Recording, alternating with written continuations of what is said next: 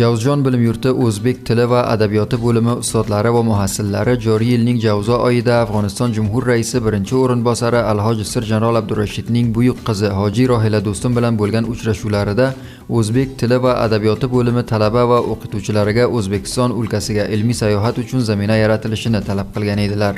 Bu uchrashuvda ustozlar va talabalar Milliy islomiy junbush hizbining rahbar va asoschisi Janrol Abdurashid Do'stum o'tgan 40 yilda mamlakatda ijtimoiy adolatni ta'minlash yonida Afg'oniston turkiy xalqlarining ilm, farhang, til, adabiyot va tarixiy meroslarini saqlab qolish va rivojlantirish to'g'risida katta odamlar ko'targanini urg'ulagan edilar. Ayni holda Hoji Rohila Do'stum o'lkada ilm, fan, san'at va boshqa oliy bilimlar rivojlanishi to'g'risida ustozlar va muhassillarning samarali ta'siri borligini ma'lum qilib, ularga oldingidek har qanday yordam yetkazish va himoya etishni bildirdi. Bu va'daga binoan joriy quyosh yili jaddi oyining 18-sida 40 kishidan iborat bo'lgan Javuzjon bilim yurtining ijtimoiy bilimlar hamda ta'lim va tarbiya fakultasi qoshidagi O'zbek tili va adabiyoti bo'limi muhassillari va ustozlari Do'stum bunyodi yordami bilan qisqa muddatli ilmiy sayohat bo'yicha O'zbekistonga tashrif buyurdi.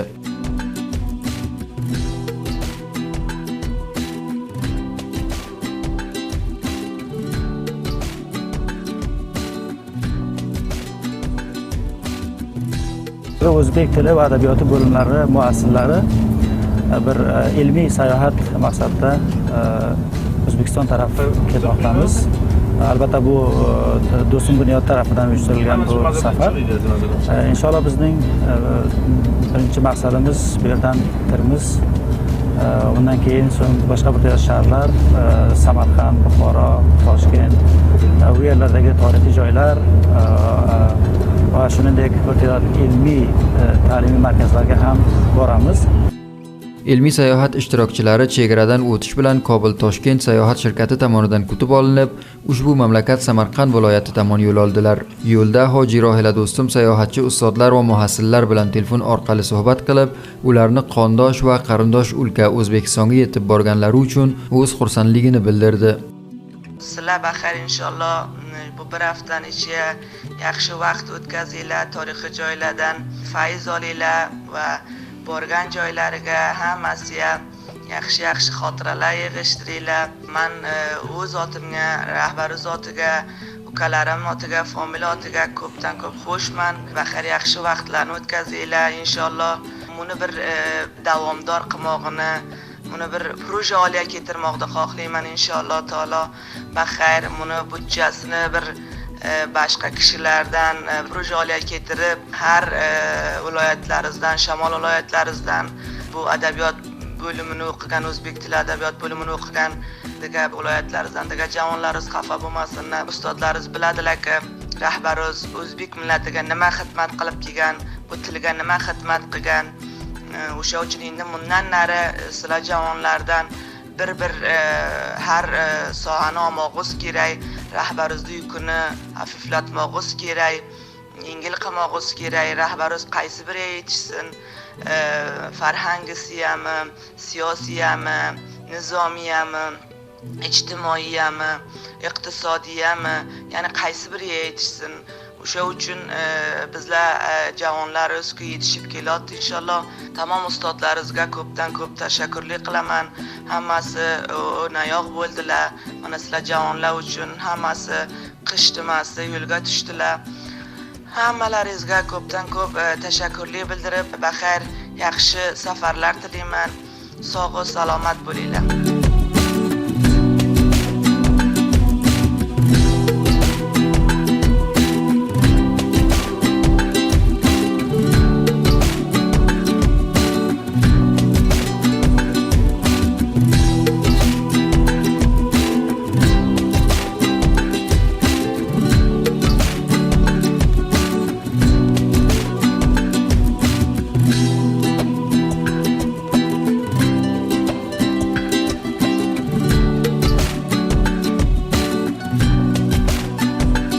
O'zbekistonning Samarqand viloyati bu mamlakatning eng qadimiy viloyatlaridan hisoblanib, milodiy 1938-yilda tashkil topgan.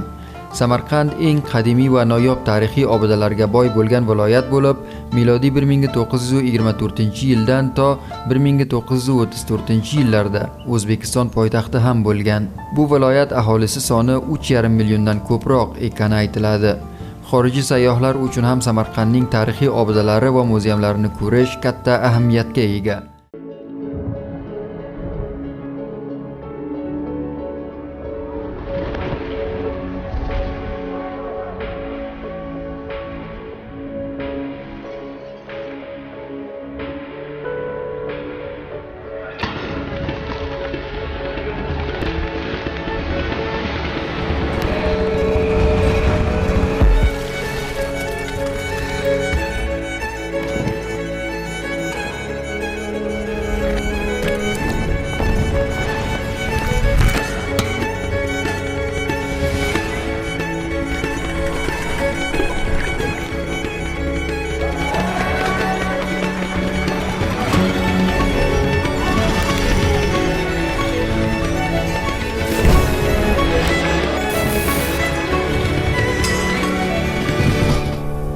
Sayohatchilar birinchida Amir Temur maqbarasini ziyorat qilib, bu buyuk imperator va o'zbek xalqining iftixori ruhiga duo qildilar.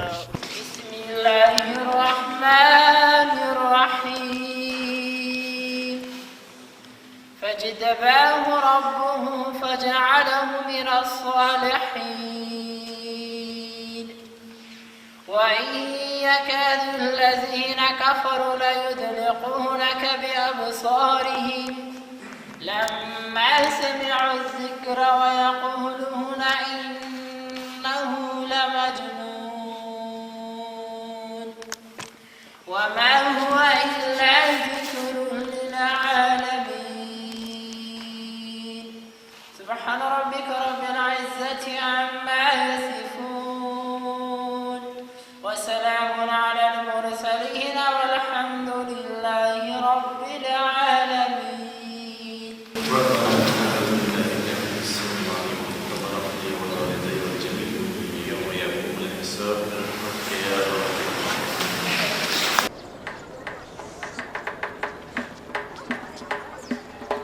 Amir Temur maqbarasi Samarqanddagi me'moriy yodgorliklardan hisoblanadi. Bu joyda Temuriylar sulolasiga mansub kishilar, ya'ni Amir Temur, uning piri Mir Said Baraka, o'g'illari Umar Shayx Mironshoh va Shohruh, nabiralari Muhammad Sulton, Ulug'bek va boshqalar dafn etilgan. Undan keyingi o'rinlarda Amir Temur bobomizning o'zlari 1405-yilda Xitoyga yurish qilayotgan paytlarida vafot etadilar. O'tror shahrida. Va u kishining qabrlari Samarqandga keltiriladi. Aslini olganda Amir Temur bobomiz Shahrisabzda o'zlari tug'ilgan joyda dafn etilishlari kerak bo'ladi. U yerda hattoki joy ham tayyorlangan bo'ladi. Lekin havo sovuq va biz bilamizki, mayitni tezroq yerga ko'mish kerak. Shuning uchun Samarqandga yetib kelinganida o'g'illari Shohruh Mirzo xuddi shu yerga ko'mishni, demak, ixtiyor etadi, lozim topadi. Va shu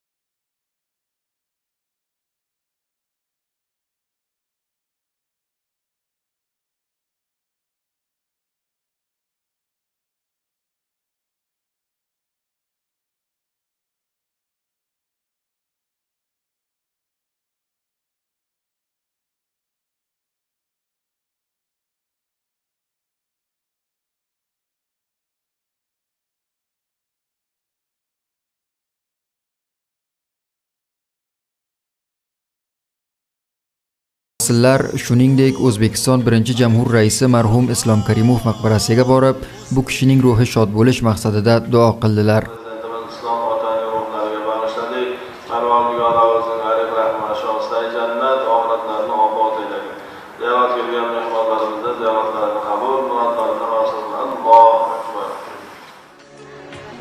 Islom Karimov maqbarasi mahoratli me'morlar va ustod hunarmandlar tomonidan qurilib, unga qimmatbaho toshlar, cho'plar, zina va panjaralar ishlangan.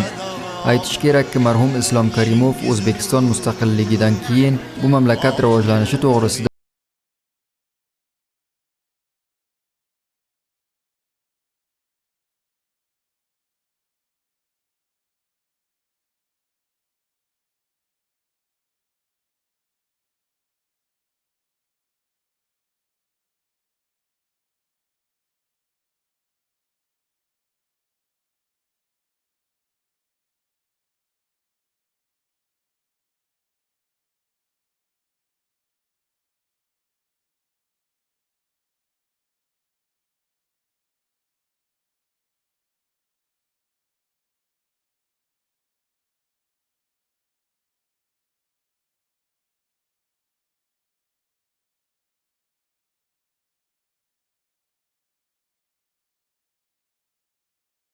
Ulug'bek rasadxonasi O'rta Osiyodagi eng katta rasadxona bo'lgan.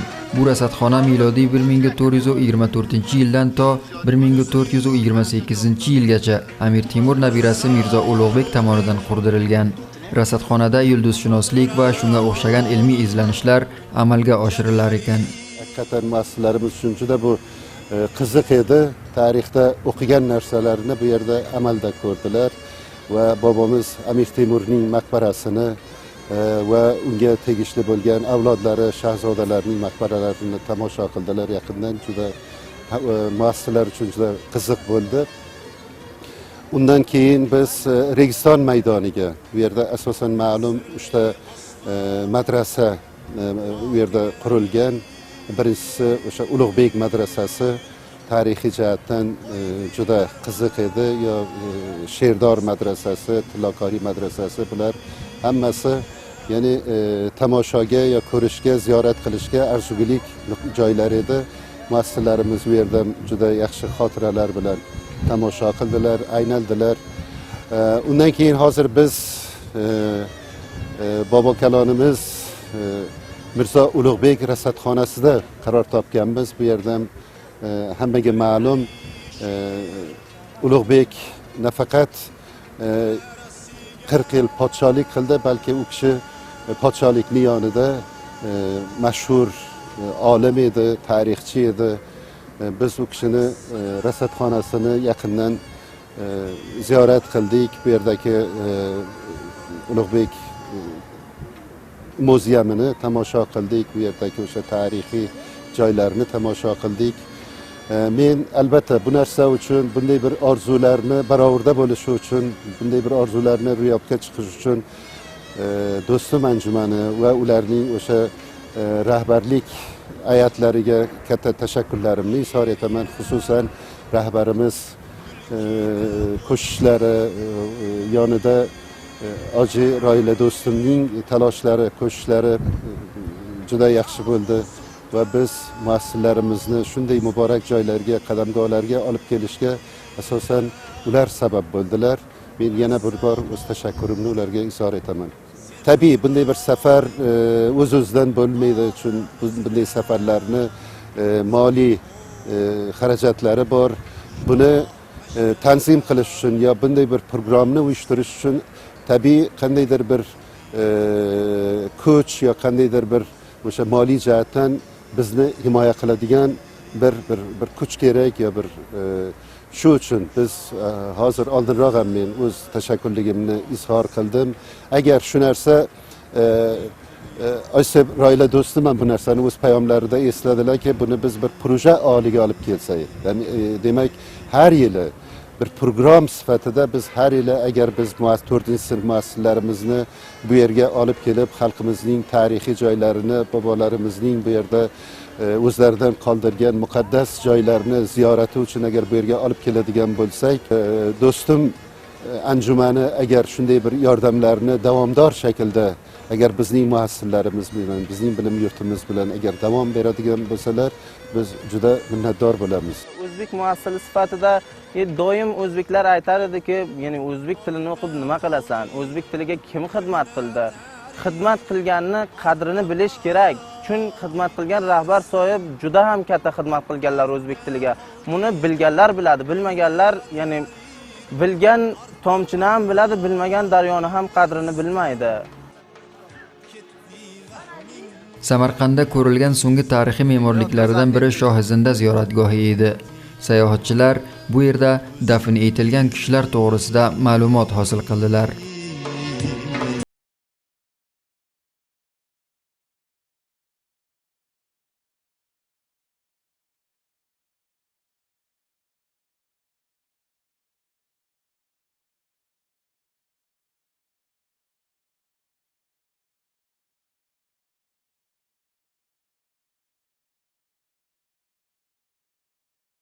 Yurti ustozlar va muhassillari Samarqandning tarixiy obidalarini yaqindan tomosha qilib, keyin temir yo'l orqali Buxoro viloyati tomonga yo'l oldilar.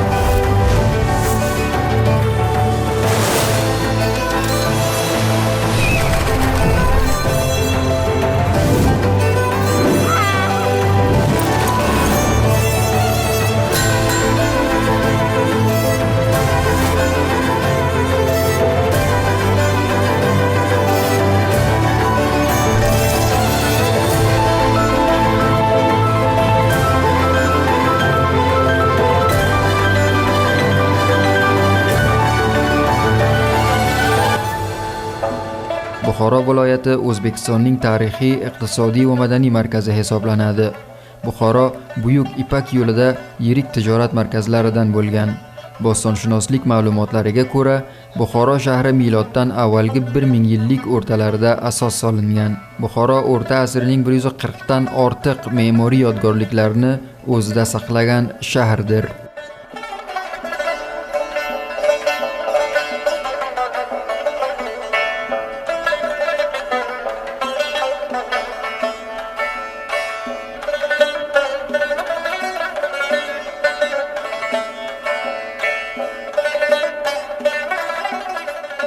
Biz Buxoroga yetib borgandan keyin birinchi bo'lib Sitora-i Mohixosa majmuasini ko'rdik.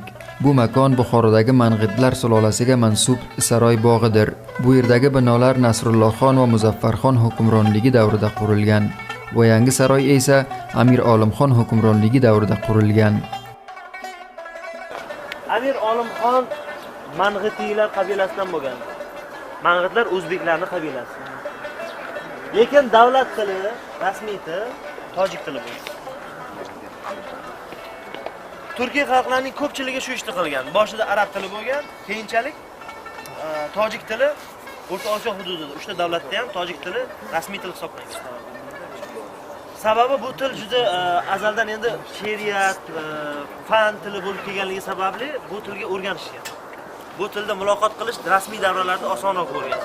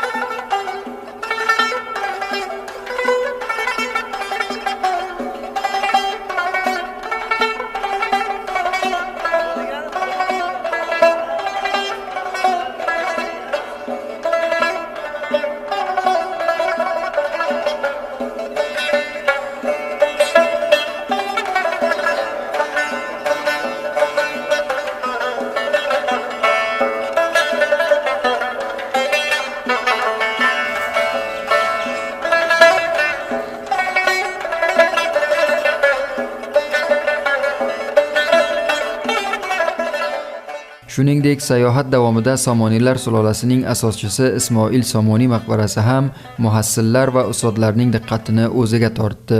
Somoniylar davrida Buxoro sha'nu shuhrat makoni va zamonasining ilg'or kishilari jamlangan, yer yuzi adiblarining yulduzlari porlagan va o'z davrining fozil kishilari yig'ilgan joy edi. Ismoil Somoniy maqbarasi qarshingizda azizlar. Bu maqbara 10-asrda qurilgan. 9-asr oxiri 10-asrlarda deyiladi.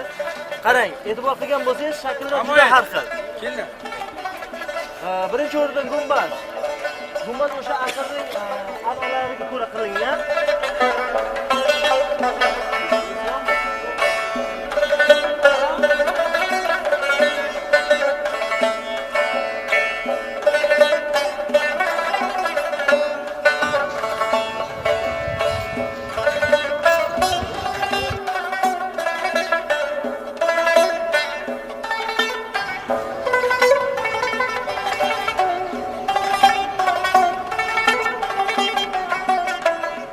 Sayohatchilar Temuriylar davrida qurilgan Buxoro argi, Bolo House masjidi, Laba House qadimiy Buxoroning 3 ta toqisi, ya'ni Toqi Sarrafon, Zargaron va Telpakfurushon majmuasini, shuningdek Poy Kalon majmuasi, ya'ni Masjidi Kalon, Munorai Kalon va Mir Arab madrasasini ham birma-bir ko'rib, tarixiy jihatdan ma'lumot hosil qildilar.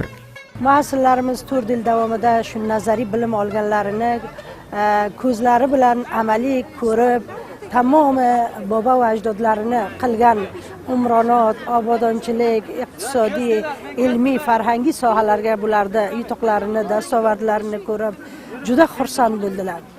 Ya'ni bir narsani odam nazariy o'qib va amaliy ko'rishda yer to osmon farqi juda ko'p bo'ladi.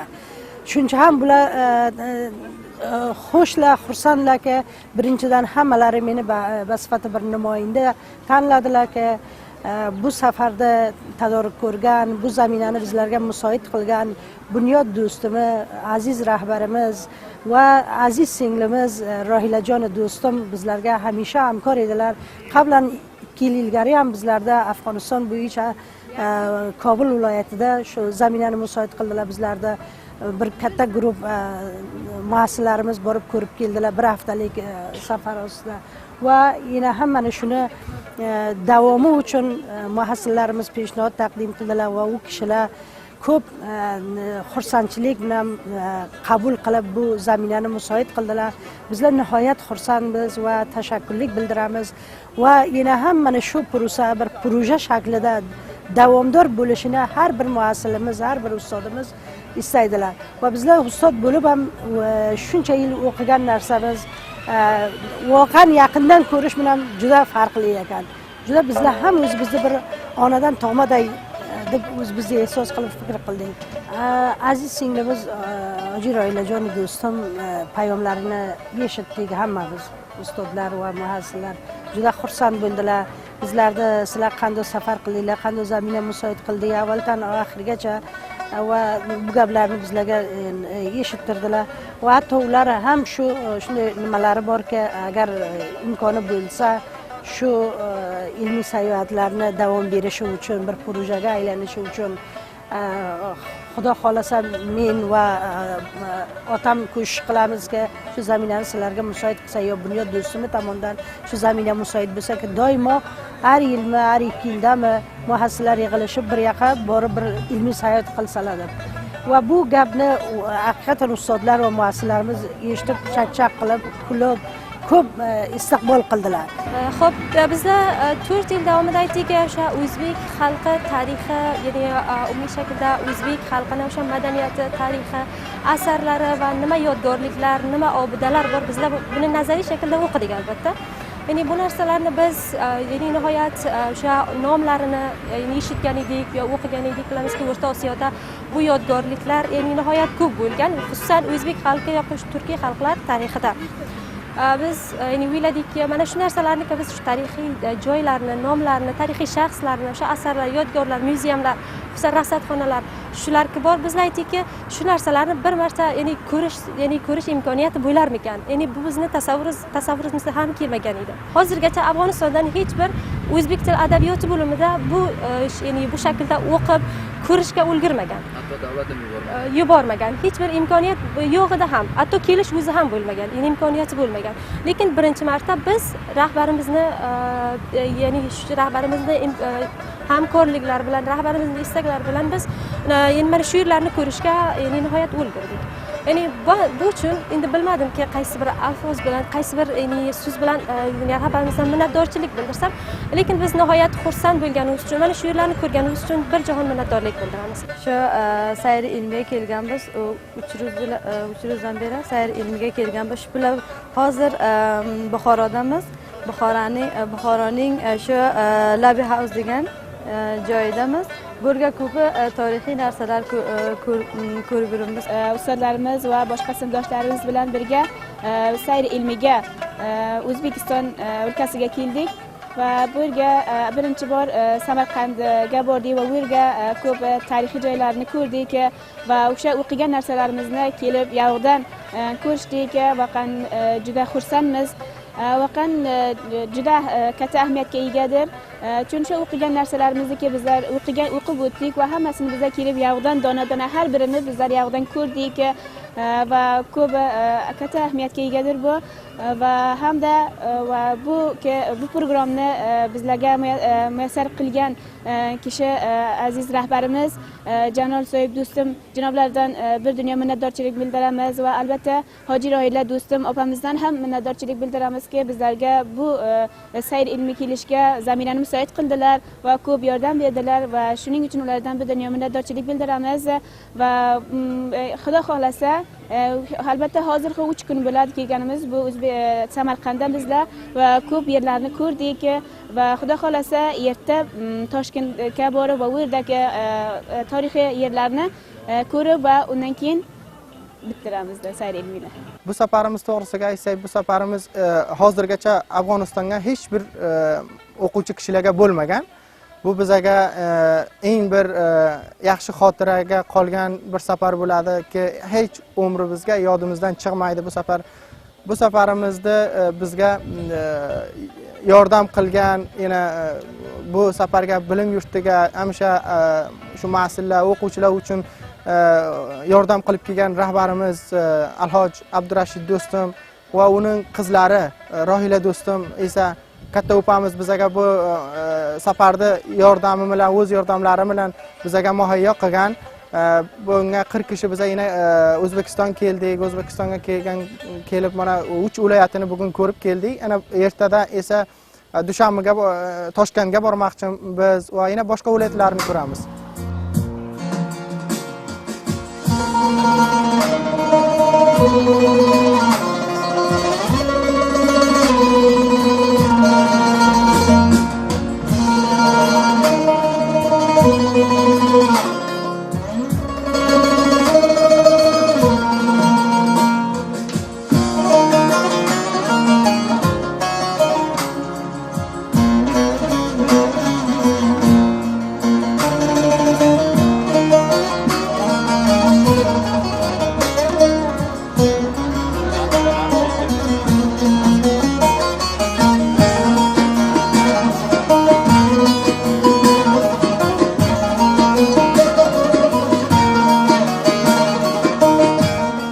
Safar davomida sayohatchilar Buxoro viloyatini O'zbekistonning poytaxti Toshkent maqsadi bilan temir yo'l orqali tark etdilar. Toshkent O'rta Osiyoning yirik qadimiy shaharlaridan biri va O'zbekistonning poytaxtidir. Milodiy 1966-yilda Toshkentda yuz bergan zilzila natijasida bu shahar jiddiy shaklda shikastlandi. Zilziladan keyin Toshkent shahar qiyofasida yangi binolar qurilishi bilan o'zgarishlar namoyon bo'ldi. Bu shaharda bog'lar, shaharchalar, fabrikalar va metro qurildi.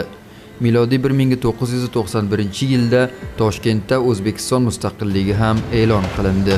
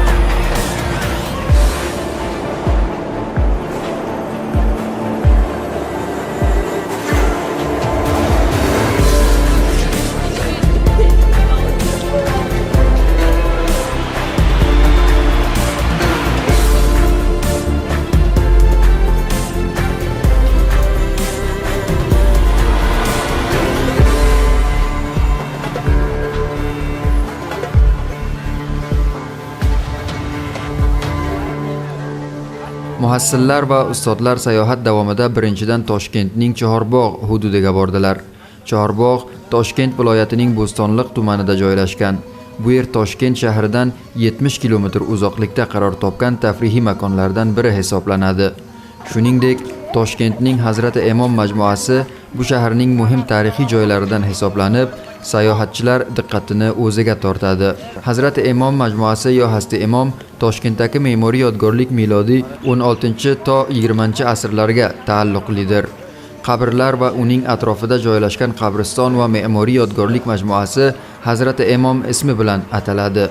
Hazrati Imom majmuasida O'zbekistonning musulmonlar idorasi ham joylashgan bo'lib, bu mamlakatning diniy muftisi ham yashaydi.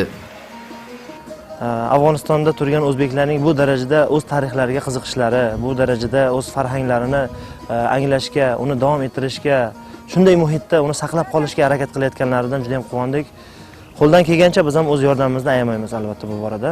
O'zbek millati butun dunyoga juda keng tarqalgan, buni juda yaxshi bilamiz. Hatto o'sha yon chegaradosh davlatlarimizda ham ko'p miqdorda yashashadi. Men aslini olganda kamroq deb hisoblar edim. Afg'onistondagi o'zbeklar taxminan 3 million 4 million orasida bo'lsa kerak deb yurardim. Menga berilgan ma'lumotga ko'ra, demak 9 million aholi yashar ekan. 9 million o'zbek Afg'onistonda. Bu hazil gap emas, bu katta kuch degani.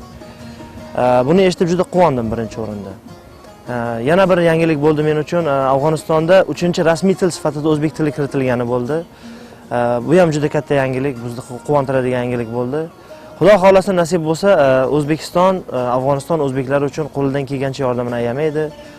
Aytaylik, shu darsliklar borasida bo'ladimi, til, madaniyat almashinuvi borasida bo'ladimi? O'sha tamaddun umumiy hamma uchun mushtarak bo'lgan tamaddunni saqlab kelganlari uchun Afg'oniston o'zbeklariga katta minnatdorchiligimni izhor qilaman. Afg'oniston rasmiy tomonlari va o'sha Do'stum bunyodi, Abdurashid Do'stum bunyodiga katta minnatdorchilik bildiramiz, chunki biz ham dunyo mo'jizasi bo'lmish, hozirgi 21-asr mo'jizasi bo'lmish internetdan ko'p narsalarni o'qiymiz, Afg'onistondagi ahvol. Chunki yon qo'shnimiz hisoblanadi Afg'oniston, bizni ham tashvishga soladi ko'p tomondan. Bizda xabarimiz borki, Afg'oniston o'zbeklari ham boshqa yaqin atrofdagi o'sha davlatlarda yashayotgan o'zbeklar singari ancha aziyat chekishdi va ko'p qiyinchiliklarni boshdan kechirishdi. Bu boradagi katta o'zgarishlarni amalga oshirayotgan ana shu Abdurashid Do'stum bunyodiga kattadan katta minnatdorchilik izhor qilamiz. Eshitganlarimiz, o'qiganlarimiz boisi bu katta harakatlar o'zbek tilining aynan o'sha rasmiy til maqomiga ko'tarilishi ham aynan shu insonlarning xizmati bilan bo'lganiga ishonamiz. Va kelajakda bundan keyin o'zbek xalqi ozodlikda, hurlikda o'z haq-huquqlarini bilib, haq-huquqlariga erishgan holatda hayot guzaronlik qilishiga umidvormiz. Bunda O'zbekiston va Afg'oniston o'rtasida, O'zbekiston o'zbeklar va Afg'oniston o'zbeklari o'rtasidagi o'sha do'stlik, qarindoshlik, yaqin aloqalar doimiy barqaror bo'lishiga umidvormiz. Allohdan so'rab qolamiz shuni. Sayohatchilar shuningdek Toshkent shahridagi Oq masjid va Amir Temur muzeyini ham yaqindan ko'rib, bu joylar to'g'risida ma'lumot oldilar. To'g'risi bu safar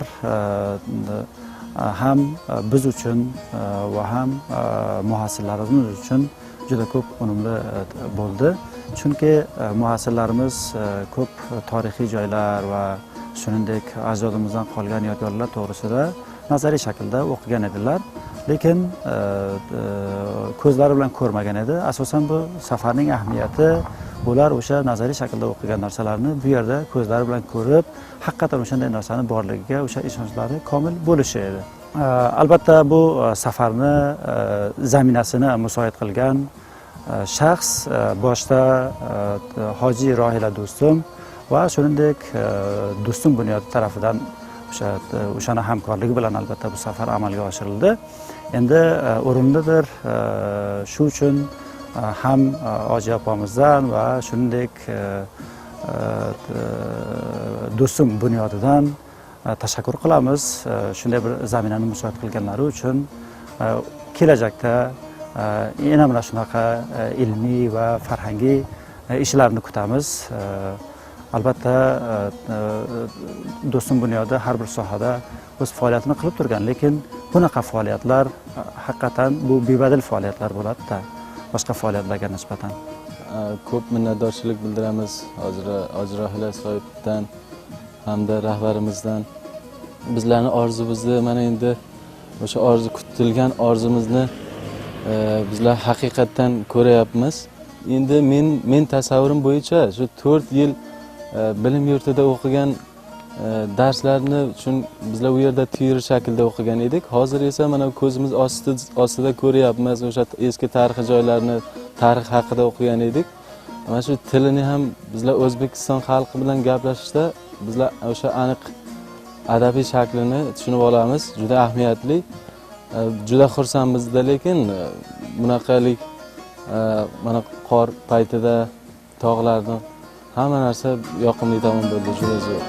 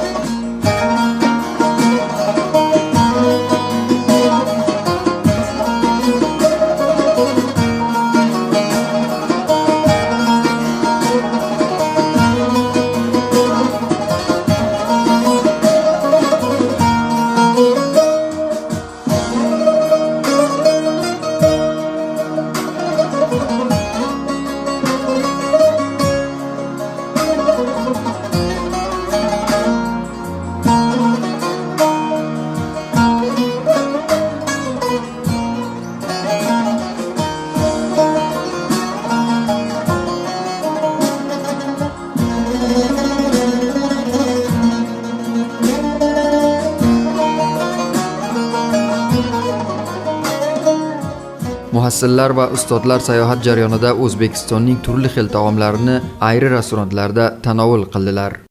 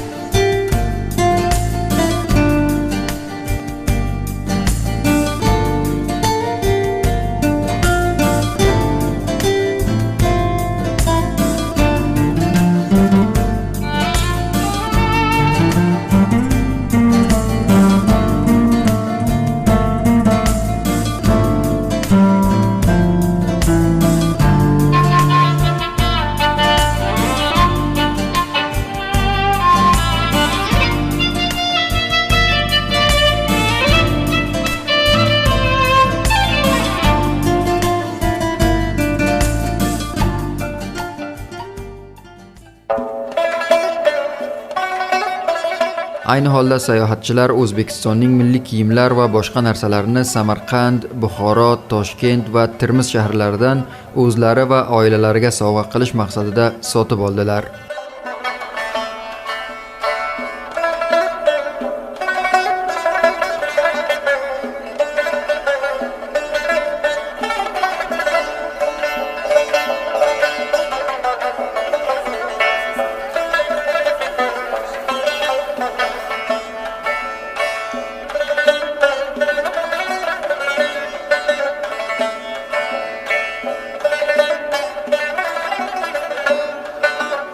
Nihoyatda o'zbek tili va adabiyoti muhassillari va ustozlarining bir haftalik sayohati O'zbekistondagi bobo ajdodlarimiz meros qoldirgan muzeum va rasadxona va tarixiy obidalar to'g'risida turli ko'plab ma'lumotlarga ega bo'lish bilan tugatildi.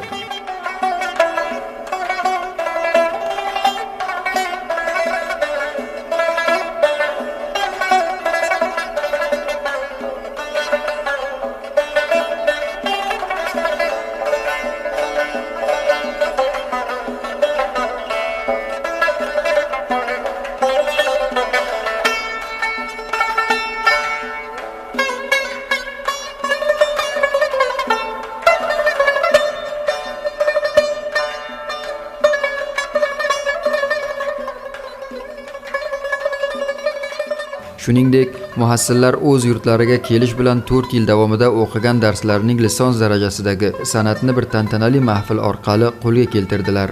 Mazkur mahfilda Hoji Rohila do'stim bir payom orqali muhassillarning farog'atini tabrikladi.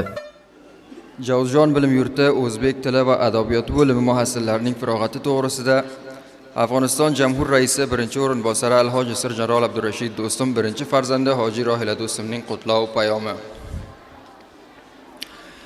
Javuzjon viloyatining hurmatli mahalliy boshliqlari, ushbu viloyat bilim yurtining hurmatli ustozlari, bilimsevar muhassillar va hurmatli oila a'zolari, opa-singillar va aka-ukalar, assalomu alaykum va rahmatullohi va barakotuh. Birinchidan Javuzjon bilim yurti o'zbek tili va adabiyoti bo'limi muhassillarining 4 yildan keyin chekkan zahmatlari natijasida farog'at hosil qilayotganlarini chin qalbimdan muborak bo'lsin deyman. Albatta bu farog'at hurmatli ustozlarimizning sayo harakatlari va vatan bolalarini tarbiyalash yo'lida chekkan tinimsiz mehnati natijasidir. Yoshlarimiz o'z ona tillarini muvaffaqiyat bilan o'qib bitirganlari uchun nihoyat xursandman. Va bu esa millatimizning tili, adabiyoti, farhangi va tarixi uchun buyuk bir yutuq va faxr hisoblanadi. Ulkamizning kelajagi, tilimizning rivojlanishi, adabiyotimizning gullab yashnashi shu yoshlarning jamoaga taqdim bo'lishlari bilan amalga oshadi. Biz yoshlarimiz bilan faxrlanamiz. Ularning har birlari jamoaga taqdim bo'lib, o'z tili va adabiyoti vositasida dunyoga ses chiqarib, kelajak nasl uchun xizmat ko'rsatishlarini orzu qilamiz. Rahbarimiz 40 yildan beri Afg'onistonda ijtimoiy adolatni ta'minlash va tinchlikni o'rnatish uchun kurashib kelmoqdalar. Va bu yo'lda millatimizning 10 minglab qahramon farzandi pok qonini to'kib shahid bo'lganlar. Shu shahidlarining qoni hurmati uchun qo'limizdan kelganini ayamaymiz. Rahbarimizning talashlari natijasida bugun tilimiz Afg'onistonning boshqa tillari qatorida rasmiyat qozongan. Mamlakatning bosh qonunida 3-rasmiy deya qayd qilingan. Yoshlarimizning o'z ona tilida sarbulandlik bilan ta'lim va tahsil olayotgani bu o'zgarishlar bilan uzluksiz bog'liqdir. Tilimiz har kun o'tishi bilan o'nib o'sib borishi rahbarimiz va millatimizga quvonch bag'ishlaydi. Yana bir bor ta'kidlab o'tish lozimki, rahbarimiz o'tgan 40 yilda adolatni ta'minlashlari yonida tilimiz, farhangimiz va tarixiy boyliklarimizni saqlab qolish uchun mustahkam qadamlar tashlagan va bu mavzu uchun har doim jiddiy shaklda ustozlarimiz va farhangilarimizga yondosh bo'lib kelganlar. Misol uchun aytganda, hozirgi Javuzjon va Foryob bilim yurtlari bir zamonlar harbiy joy edi. Ammo rahbarimiz ilm va ma'rifat rivoji uchun bu yerlarni bilim yurt bo'lishiga hidoyat berdilar. Va har yili minglab yosh yigitlarimiz va qizlarimiz turli sohalarda dars o'qiydilar. So'nggi bor 40 kishidan iborat bo'lgan O'zbek tili va adabiyoti bo'limi hurmatli ustozlar va muhassillariga qarindosh va qondosh qo'shnimiz O'zbekistonga Do'stim bunyodi tomonidan ilmiy sayohat zaminasi yaratildi. Milliy islomiy junbish hizbi va Do'stim bunyodi avvalgilardek tilimiz va farhangimizni rivojlantirish uchun imkon qadar harakat qilib, ustozlar, farhanglar va yozuvchilarimizni qo'llab-quvvatlashda davom etadi. Ayni holda Do'stim bunyodi Javuzjonda bir kitobxona ijod etgan va bu kitobxonaning ikkinchi fazi yaqin orada 10 minglab turli yangi kitoblar kelishi bilan ishga boshlaydi. Bu mavzu ham ilm va ma'rifat tadqiqotchi va kitobxonlarimiz uchun unumli bir mavzu hisoblanadi deb bilaman. Adog'da aziz muhassillarimizga shuni aytmoqchimanki, sodiqona maydonga chiqib, yurti va millatiga xizmat qilishga bel bog'lasinlar. Yana bir bor muhassillarimizning farog'atlarini tabriklab, ulug' Tangri taolodan hammaga muvaffaqiyat nasib bo'lishini istido qilaman. Hurmat bilan Hoji Rohila Do'stum.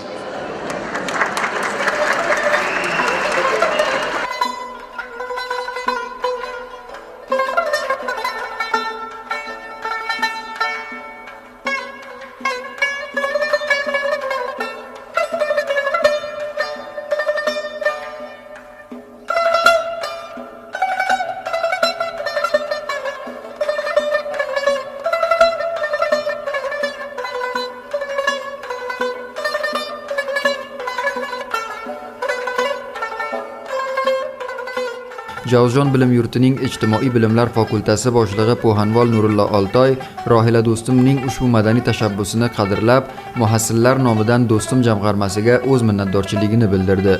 Tadbir davomida Javuzjon bilim yurti O'zbek tili va adabiyoti bo'limlari muhassillari tomonidan tayyorlangan sovg'a va olqishnoma Po'hanvol Nurullo Oltoy tomonidan Rohila Do'stum nimoyandasiga topshirildi.